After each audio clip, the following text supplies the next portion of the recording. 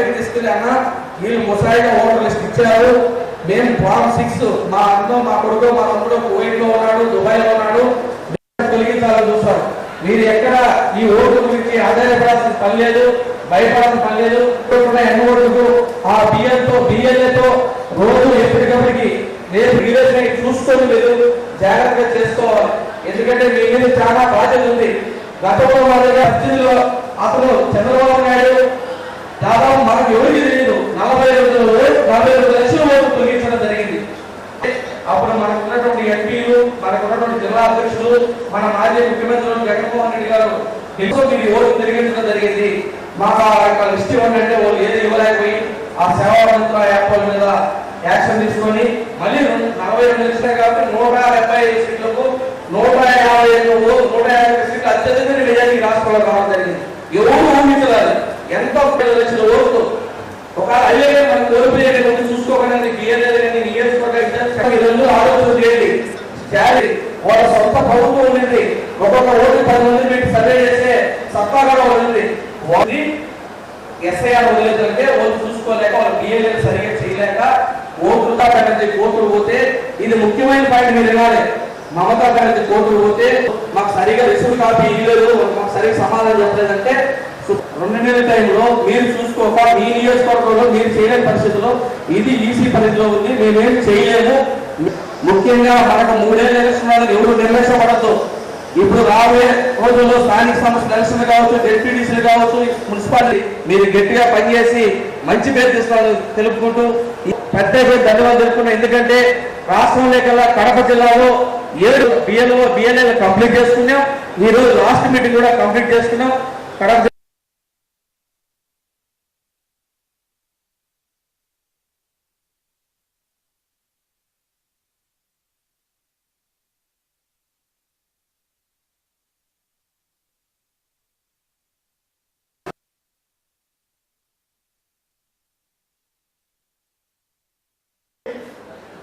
కార్యక్రమం మన కడప ఎట్లనో దేవుని కడప అట్లాగే ఎలక్షన్స్ కు ఇది పోలీస్ స్టెప్.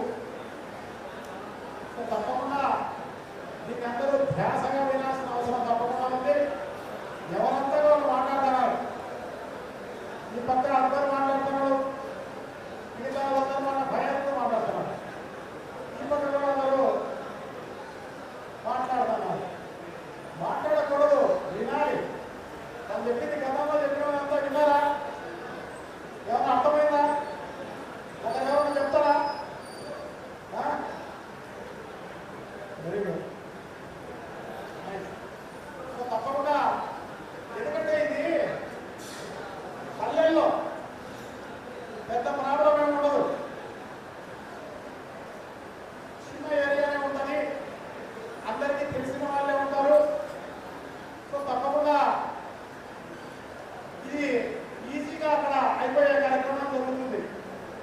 సో ఇది అర్బన్ ఏరియా, మున్సిపాలిటీ ఏరియాలో ఎవరికి ఎవరు తెలిసి ఉండదు. అలాగే అందరూ కూడా ఎప్పటికప్పుడు ఇల్లు మారే కార్యక్రమం జరుగుతుంటుంది. అట్లాగే ఈ నియోజకవర్గానికి సంబంధించి విదేశాల్లో ఎక్కువ మంది ఉన్న వాళ్ళు ఉన్నారు. కడపలో, బెంగళూరులో, మిగతా చోట్లంతా కూడా ఉన్న వాళ్ళందరూ కూడా ఉన్న పరిస్థితి ఉంది అని చెప్పి మీకు అందరికీ కూడా తెలియజేస్తున్నాం. సో తప్పకుండా దీంట్లో బిఎల్ఏల పాత్ర అనేది చాలా విశిష్టమైన పాత్ర. సో తప్పకుండా మన డ్యూటీ మనం సక్రమంగా చేయకపోతే ఖచ్చితంగా 1,20,000 ఓట్లు మనం తీసివేయబడటంలో మనం కూడా మన పాత్ర కూడా ఉంది అని చెప్పి మనం అనుకోవాల్సిన అవసరం ఉంది. ఒక బిఎల్ఏ మాత్రమే కాదు, బిఎల్ఏలు కూడా దానికి సహకరించినారు. సహకరించినందువల్లనే ఇన్ని ఓట్లు తొలగించడం జరిగింది అని చెప్పేసి చెప్పే కార్యక్రమం జరుగుతుంది అన్నమాట. సో ఇదంతా కూడా నివారించాలి అంటే బిఎల్ఓల కంటే కూడా బిఎల్ఏలు ఎక్కువగా దీనిపైన కాన్సన్ట్రేట్ చేసి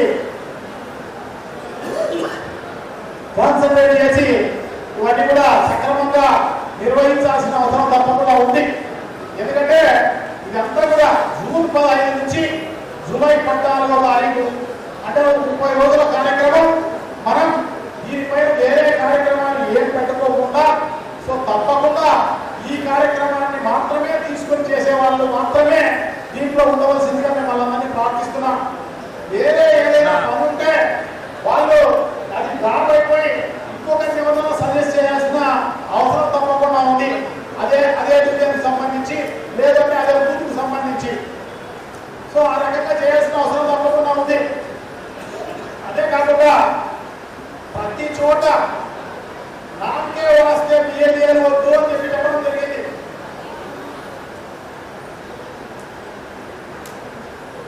నాకే వస్తే బిఏడిఎల్ వద్దు అని చెప్పడం జరిగింది. ఖచ్చితంగా ఇంపార్టెంట్ లీడర్లే బిఏడిఎల్ గా ఉన్నామని చెప్పడం జరిగింది అన్నమాట. సో ఇంపార్టెంట్ లీడర్లే ఉండే కార్యక్రమం చేయండి. ఒక్కొక్క డివిజన్ కు సంబంధించి 4-5 బూతులు ఉంటాయి. 4-5 బూతులకు సంబంధించి కూడా అందరూ ఇంపార్టెంట్ లీడర్లే దాంట్లో ఉండాల్సిన అవసరం తప్పకుండా ఉంది. ఒక బిఏడిఎల్ మాత్రమే చేసే డ్యూటీ కాదు ఇది. మన డివిజన్ కి సంబంధించి 2 సచివాలయాలు 2 యూనిట్లుగా మనందరం కూడా పార్టీకి సంబంధించి మొన్ననే మనం కమిటీలు వేసుకోవడం జరిగింది. అన్ని వార్డు కమిటీలన్నీ కూడా వేసుకోవడం జరిగింది. డివిజన్ కమిటీలు వేసుకోవడం జరిగింది. సో ఆ డివిజన్ కమిటీలలో మన వాళ్ళందరూ కూడా దాదాపు కరెక్ట్ గా వేసుకుంటే ఒక్కొక్క యూనిట్ నుంచి దాదాపు 80 నుంచి పెద్దదైతే దాదాపు 130-140 మంది ఒక్కొక్క యూనిట్ లో ఉండే కార్యక్రమం జరుగుతుంది. ఇప్పుడు అన్ని మిగతా ఊర్లలో అంతా కూడా ప్రతి యూనిట్ నుంచి కూడా అంతమంది వెళ్ళడం జరిగింది. సో మరి కడపలో ఎంతమందిని వేసినారు అనేది నాకు తక్కువే. ఎందుకంటే 94 యూనిట్లు ఉంటే 94 యూనిట్లకు సంబంధించి అంత కూడా 6,800 పిల్లలు మాత్రమే ఉన్నారు. సో 94 యూనిట్లలో ఆ రకంగా వేసింటే ఖచ్చితంగా 9,400 మందికి పైనే ఉండాల్సిన అవసరం తప్పకుండా ఉంది. సో తప్పకుండా మన భవిష్యత్తులో అయినా కూడా పూర్తి చేసుకునే కార్యక్రమం చేయవచ్చు. సో డెఫినెట్ గా మనందరం కూడా అంతమంది మనకు ఉండే అవకాశం ఉంటుంది. కాబట్టి మనం అందరం కూడా కలిసికట్టుగా మనందరం కూడా చేయాల్సిన అవసరం తప్పకుండా ఉంది. ఒక బిఏడిఏలో పైనే వదిలేకుండా ఖచ్చితంగా ఆ కమిటీలో ఉన్న వాళ్ళందరినీ ఇన్వాల్వ్ చేసుకోవాల్సిన అవసరం తప్పకుండా ఉందన్నమాట. ఖచ్చితంగా ఎందుకంటే ఖచ్చితంగా 130 మంది ఒక్కొక్క యూనిట్ లో ఉంటే ఒక్కొక్కరికి 12 ఓట్లు చూసుకుంటే చాలు. 12 ఓట్లు 1200 ఓట్లు మాక్సిమం ఉంటాయి ఒక్కొక్క బూత్ లో. 1200 ఓట్లు అంటే మనకి సంబంధించి 100 మంది 120 మంది 130 మంది మన కమిటీలో ఉన్నారనుకోండి. సో అటువంటి వాళ్ళు ఏముందంటే 12 మందో 15 మందో 20 మందిలో చూసుకోవాల్సిన అవసరం ఉంది. అంటే ఎంతమంది ఆయన ఇల్లు ఆయన పక్కన 2 ఇల్లు చూసుకుంటే చాలు అన్నమాట. ఈ పక్క 2 ఇల్లు ఈ పక్క 2 ఇల్లు. ఎందుకంటే వేరే ఏం అవసరం లేదా. అందరం కూడా ఎందుకంటే దానికి సంబంధించి ప్రిలిమినరీ ఒక మీటింగ్ పెట్టుకుంటే మన కమిటీలకు సంబంధించి ఏదైతే వేసుకున్నామో అది కూడా వైఎస్ఆర్ కుటుంబానికి సంబంధించిన ఎవరైతే సింపలైజర్స్ ఉన్నారో వాళ్ళని మాత్రమే వేయండి. వైఎస్ఆర్ కాంగ్రెస్ పార్టీ పైన ఎవరు అభిమానం ఉందో వాళ్ళని మాత్రమే ఈ కమిటీలలో వేయండి అని చెప్పేసి మీకు అందరికీ కూడా చెప్పిన పరిస్థితి ఉంది అని చెప్పి మీకు అందరికీ కూడా తెలియజేస్తున్నాం. సో అందుకోసం అభిమానంగా అందరూ ఉంటారు కాబట్టి వాళ్ళందరితో ఒక్కసారి మీటింగ్ చేసుకుని వాళ్ళందరికీ కూడా ఒకసారి ఎందుకంటే దానికి సంబంధించి 2002కు సంబంధించి ఒక షీటు మీకు అందరికీ కూడా ఇచ్చే కార్యక్రమం జరిగింటుంది. 2002కు సంబంధించింది 2025కు సంబంధించింది 2 కూడా మీరు ఓటర్ లిస్టు వాళ్ళు తీసుకోవచ్చు. మీకు ఉన్ననే చిన్నారు ఉంటాయి. 2025కు సంబంధించిన ఓటర్ లిస్టు ఇస్తారు. 2002కు సంబంధించింది మనం రేపు బిఏ దగ్గర తీసుకోవాల్సిన అవసరం తప్పకుండా ఉంది అన్నమాట. అదే కాకుండా మీకు షీట్ కూడా ఇచ్చింటారు. షీట్ అంటే ఓటర్ లిస్ట్ అది. ఓటర్ లిస్ట్ లో ఫోటోలు ఉంటాయి, దీంట్లో ఫోటోలు ఉండవు. దాని పక్కన రాసేదానికి డీటెయిల్స్ రాసుకునేదానికి వీలుగా మీకు అందరికీ కూడా కాలమ్స్ అన్ని కూడా పెట్టి ఉండడం జరుగుతుంది అనమాట. అంటే ఒక షీట్ అంటే మనం ముందుగా పోయి పని చేసే కార్యక్రమం అనమాట. ముందుగానే మనం ప్రతి ఇంటికి వెళ్లాల్సిన అవసరం తప్పకుండా ఉంది. ఆ ఇంట్లో వాళ్ళందరూ కూడా 2002లో ఎవరు ఉన్నారు, 2025లో ఎవరు ఉన్నారు అంటే దాదాపు 24 ఏళ్ళు. అంటే మనకు అక్కడ 2002లో ఓటు రాకపోతే ఏ వయసులో వాళ్ళు ఉంటారు? 17 నుంచి 18 మింటకు వాళ్ళు ఉంటారు అన్నమాట. సో వాళ్ళకి ఇప్పుడు ఎంత వయసు వచ్చింటుంది? 42 ఏళ్ళు వచ్చింటాయి వాళ్ళకి ఇప్పుడు.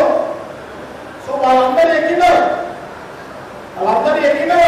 సో అదే కాకుండా మనకి చాలా మంది మరణించే కార్యక్రమం కూడా జరిగింటుంది. సో ఇవన్నీ మరణము తర్వాత ఇవన్నీ కూడా ఎలాంటి పరిస్థితి ఎన్ని చూసుకుంటే మనకు సంబంధించి దాదాపు ఈ కడపకు సంబంధించి 20-24% కంటే ఎక్కువ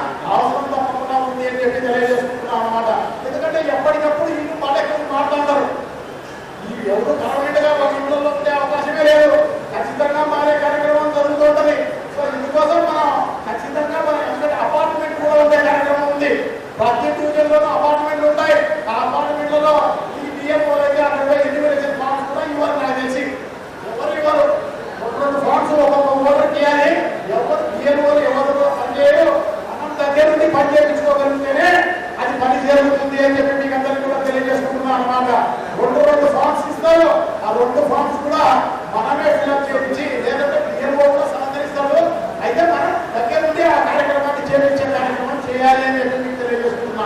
లేదంటే ఖచ్చితంగా 1,20,000 ఓట్లు ఖచ్చితంగా పోయే కార్యక్రమం తప్పకుండా జరుగుతుంది అని చెప్పి మీకు తెలియజేస్తున్నాం.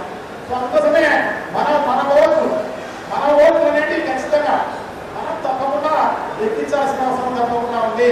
కడప నియోజకవర్గం అంటే 20,000 తర్వాత అంత మెజారిటీ ఇచ్చే నియోజకవర్గం వైఎస్ఆర్ కాంగ్రెస్ పార్టీకి కడప నియోజకవర్గమే అని చెప్పేసి తెలియజేస్తున్నాం. కంచుకోవడం లాంటి కడప నియోజకవర్గంలో మన ఓట్లను పోగొట్టుకున్న వాళ్ళు అవుతాం తప్ప ఇంకోటి కాదు. ఇది అందరికీ తెలుగుదేశం పార్టీకి ముందుగా తెలుసు. మన దగ్గర ఉన్న 2002కు సంబంధించిన ఓటర్ లిస్ట్ మన దగ్గర లేదు, కానీ వాళ్ళ దగ్గర ఇప్పటికే చేరిపోయింది అన్నమాట. వాళ్ళు ఇవన్నీ కూడా ముందుగానే ప్రభుత్వం నుంచి ప్రభుత్వం వాళ్ళదే కాబట్టి వాళ్ళు ఇవన్నీ కూడా తీసుకోవడం జరిగింది. వాళ్ళందరూ కూడా ప్రిపేర్ కావడం జరిగింది. ఎక్కడెక్కడ మ్యానిపులేట్ చేయవచ్చు, ఎక్కడెక్కడ మనల్ని ఇబ్బంది పెట్టవచ్చు అని చెప్పేసి వాళ్ళు ఇవన్నీ కూడా గమనించుకున్న పరిస్థితి కూడా ఉంది అని చెప్పి మీకు అందరికీ కూడా తెలియజేసుకుంటున్నాం. మనం ఏమాత్రం పొరపాటు చేసినా ఖచ్చితంగా నష్టపోయేది రేపు నిలబడబోయే కార్పొరేటర్లే అని చెప్పి మీకు తెలియజేసుకుంటున్నాం.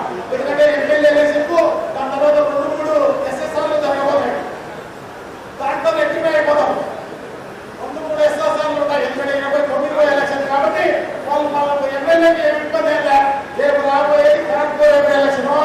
సో ఈ కార్పొరేటర్ ఎలక్షన్ కు మనమే నష్టపోయే కార్యక్రమం జరుగుతుంది అని చెప్పి నేను తెలియజేస్తున్నాను. ఎందుకంటే పశ్చిమ బెంగాల్లో, ఢిల్లీలో, ఆ తర్వాత మద్రాసులో ఇవన్నీ కూడా ఏం జరగడం జరిగింది. ఎస్ఐఆర్ ఒకటేసారి వచ్చింది, ఎలక్షన్లో ఒకటేసారి వచ్చినాయి. వాళ్ళకి టైం లేదు పరిశీలించడానికి, ఇంకొకటి చేయడానికి. వాళ్ళు దీని గురించి అంత జాగ్రత్తగా తీసుకున్న పరిస్థితి లేదన్నమాట. అందుకోసమే వాళ్ళు ఓడిపోయే పరిస్థితి అక్కడికి రావడం జరిగింది. సో ఈ తర్వాత కోర్టు పోవడం జరిగింది, సుప్రీంకోర్టు. మాకు ఇంత అన్యాయం జరిగింది అని చెప్పేసి అన్యాయం జరిగింది అని చెప్పి చెప్పినా కూడా అక్కడ కోర్టు ఏం చెప్పింది, మీరు మామూలుగా రివ్యూ ప్రాసెస్ లో మీరు అబ్జెక్షన్స్ చేయలేదు, మీరు ఇక్కడ డ్రాఫ్ట్ నోటిఫికేషన్ వస్తుంది, మీరు కలెక్టర్ గారికి అంటే మన డిస్ట్రిక్ట్ ఎలక్షన్ ఆఫీసర్ కు మనం కంప్లైంట్ చేయాల్సిన అవసరం తప్పకుండా ఉంది. ఏదైతే ఈ రిసీప్ట్ పెట్టుకొని మనం ఇచ్చిన ఎన్యుమరేషన్ ఫామ్ రిసీప్ట్ ఉందని ఆ రిసీప్ట్ జోడించి మనం అబ్జెక్షన్ పెట్టాల్సిన అవసరం తప్పకుండా ఉంది. నా ఓటు ఎక్కలేదు అని అది కూడా అక్కడ కూడా కన్సిడర్ కాకపోతే మనం స్టేట్ ఎలక్షన్ కమిషనర్ కు మనం అప్పీల్ చేసుకునే కార్యక్రమం చేయాలి. ఈ 2 మిస్ అయిపోతే, ఈ 2 అయినా కూడా మిస్ అయిపోతే కోర్టుకు రా. అంతేగాని మధ్యలో కోర్టుకు వచ్చి చెప్తే అక్కడ ఇనే వాళ్ళు ఎవరు ఉన్నారన్నమాట. డ్యూ ప్రాసెస్ ప్రకారం నువ్వు చేయలేదు, అందుకోసం నీ ఓటు ఎక్కదు అని చెప్పేసి ఆ రకంగా జడ్జిమెంట్ ఇచ్చిన వల్లనే ఆ రకమైన రిజల్ట్ వచ్చింది అని చెప్పి మీకు తెలియజేసుకుంటున్నా.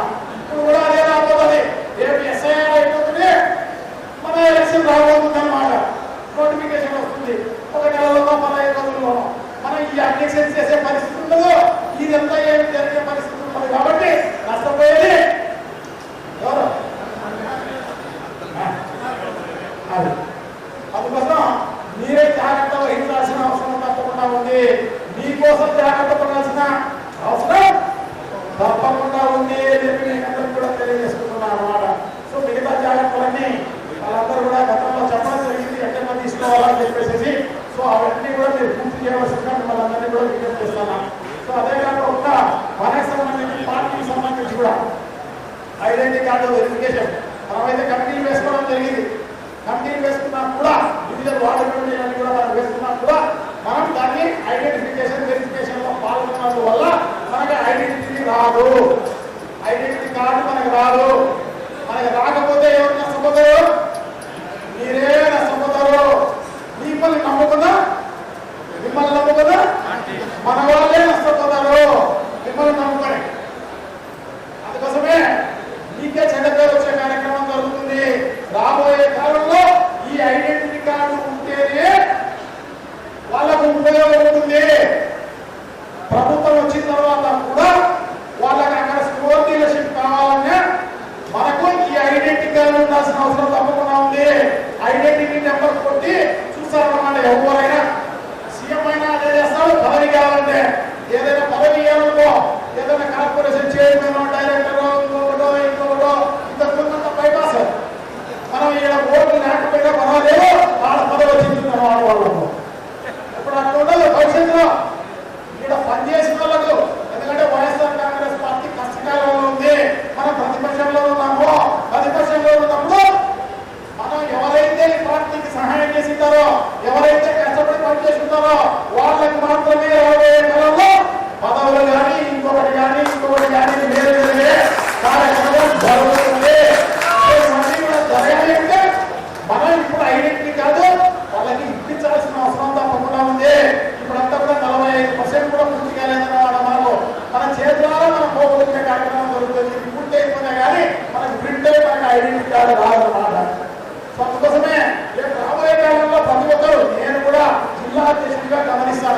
ఏదైనా ఒక పదవి ఇవ్వాలన్నా కూడా గమనించే కార్యక్రమం జరుగుతుందన్నమాట. ఈయన ఎన్ని ఉద్యమాల్లో పాల్గొన్నాడో, ఎన్ని ధర్నాలలో పాల్గొన్నాడో, ఎన్ని పార్టీకి సంబంధించిన కార్యక్రమాల్లో పాల్గొన్నాడో ఇవన్నీ కూడా గమనించే కార్యక్రమం జరుగుతుందన్నమాట. సో అందుకోసమే ఇవన్నీ కూడా కౌంట్ కావాలి అంటే మన ఐడెంటిఫికేషన్ అవసరము. ఐడెంటిఫికేషన్తో పాటు మనకి ఐడెంటిటీ నెంబర్ కూడా వస్తుంది అన్నమాట. ఆ నెంబరే ముఖ్యం అన్నమాట. సో అందుకోసమే మీరు ఖచ్చితంగా ఇది ఒక 2-3 రోజుల్లో పూర్తి చేసే కార్యక్రమం చేయవలసిందిగా మనందరూ కూడా ప్రార్థిస్తాం అన్నమాట. ఎందుకంటే మన 15వ తారీఖు నుంచి మనం సభలో బిజీగా ఉంటాం కాబట్టి సో ఇప్పుడు ఈ రోజు టైంలో మనం ఖచ్చితంగా అవన్నీ కూడా పూర్తి చేయగలిగితే, ఎందుకంటే అన్ని నియోజకవర్గాలు కూడా దాదాపు 90%, 95% పూర్తి కావడం జరిగింది. ఒక్క కడపల్లి నియోజకవర్గంలోనే అది పూర్తి కాని పరిస్థితి ఉంది. కాబట్టి సో డెఫినెట్ గా అవన్నీ కూడా పూర్తి చేయవలసిందిగా మనందరినీ కూడా విజ్ఞప్తి చేసుకుంటూ సో అంతా